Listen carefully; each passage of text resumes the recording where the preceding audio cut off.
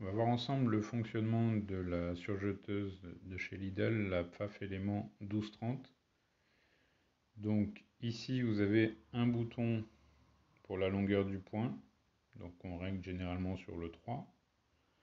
En bas vous avez le différentiel, donc qui est généralement sur 1. On verra tout à l'heure si on peut ce qu'on peut faire avec. Donc on met sur 1 ou 1,25 pour des coutures classiques. Donc si on ouvre le capot, donc l'enfilage vous avez vu sur une précédente vidéo. N'hésitez pas à aller la voir. Ici, vous avez le couteau qui est amovible, donc on peut tourner pour le désactiver. Voilà, on le met bien derrière. Ou alors, et on peut le remettre du coup en le faisant tourner dans l'autre sens. Le pied presseur donc peut se lever ici. Le bras libre est détachable, donc assez dur. Il faut pousser un peu le levier qui est en dessous. Vous tirez un peu dessus en même temps. Voilà, dès que ça commence à s'ouvrir à ce niveau-là, voilà, vous pouvez tirer dessus. Et voilà.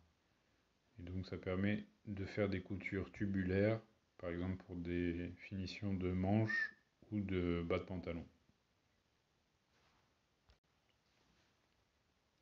Donc à l'intérieur, vous avez quelques accessoires, dont des aiguilles de rechange, un petit tournevis et le convertisseur, donc qui va nous permettre de désactiver le boucleur supérieur pour faire une couture à 2 fils ou à 3 fils.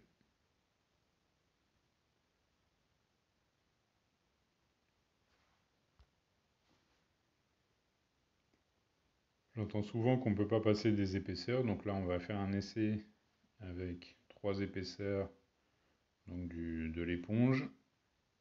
Voilà, je le plie, donc ça donne déjà assez épais. Donc n'hésitez pas à bouger le pied presseur pour glisser le tissu en dessous. Et vous voyez que ça passe facilement. Voilà, on a une finition qui est correcte avec 3 épaisseurs d'éponge. Ici, on va enlever l'aiguille de gauche. Donc on dévisse la petite vis qui est en B. On tient l'aiguille en dessous pour pas qu'elle tombe dans la machine. Même si là elle est tombée, mais elle n'est pas allée plus loin.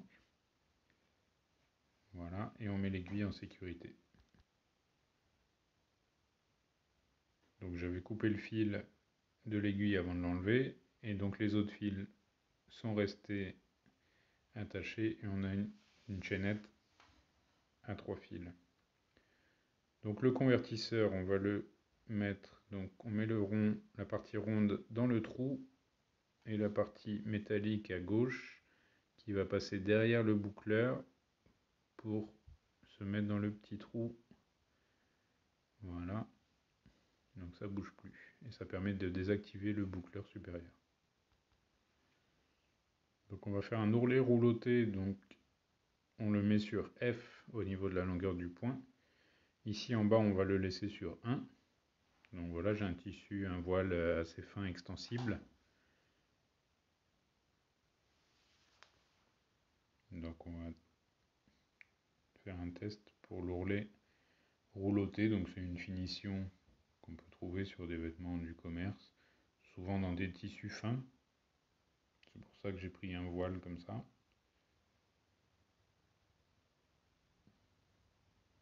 Donc là il y a un pli. Pour faciliter, donc on va faire une petite entaille donc au niveau du bord du tissu et on va mettre au niveau du couteau, ce qui nous permet de pouvoir pousser le tissu jusqu'aux aiguilles. Donc là on va faire un rouloté classique, donc le différentiel est sur 1 et on va laisser le tissu s'entraîner tout seul, on ne va pas tirer dessus.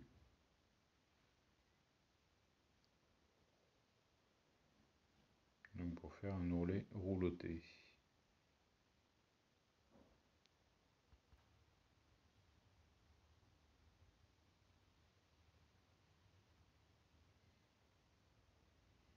Donc voilà, on va couper toujours en laissant quelques centimètres. Et donc on a un ourlet rouloté, donc avec un fil contrasté, mais c'est pour bien vous montrer. Maintenant on va mettre le différentiel donc sur 0,7 qui va tirer un peu sur le tissu avec les griffes. Donc on coupe toujours, parce que mon tissu est vraiment très fin, pour le mettre sous le pied de biche. Et là donc déjà ça va entraîner le tissu et nous on va tirer un peu dessus par devant. Voilà, donc on le retient un petit peu et on fait notre piqûre. Donc il faut essayer de toujours tirer de la même façon pour avoir une couture régulière. Et vous allez voir des vagues. Il faut que les vagues soient régulières aussi.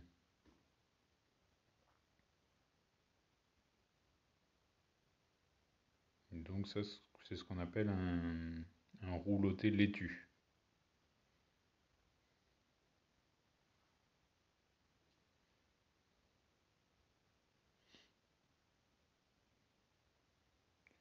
Donc voilà, ça fait des vagues, ça peut faire une belle finition. Donc maintenant, toujours avec 2 ou 3 fils, on va faire un essai donc pour vous montrer le flat lock. Donc c'est une couture, ici j'ai pris du coton donc qui est non extensible. Donc j'ai fait ma couture, je vais découper mon tissu parce que c'est une chute de tissu, c'est pas grave. C'est pour vous montrer l'endroit du tissu. Donc on a ce qu'on appelle le flat lock. Ça fait des petits traits en échelle. C'est un point décoratif. On me demande souvent comment on finit la couture. Donc on a la petite chaînette, on prend une aiguille donc avec un chat assez grand, assez large, pour pouvoir rentrer la chaînette dedans.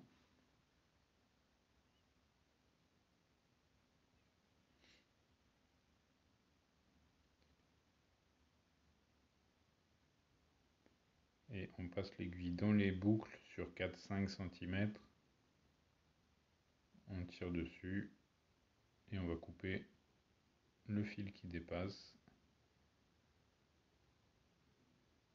Voilà, pour finir correctement notre couture. Donc maintenant on va remettre notre aiguille. Donc on met bien la partie plate vers l'arrière. On vient coller à l'autre aiguille pour l'enfoncer dedans. On la maintient donc avec les doigts ou avec la pince. Et on vient refermer donc la vis, revisser par le haut. On vérifie que ce soit bien la même hauteur et on peut serrer à fond.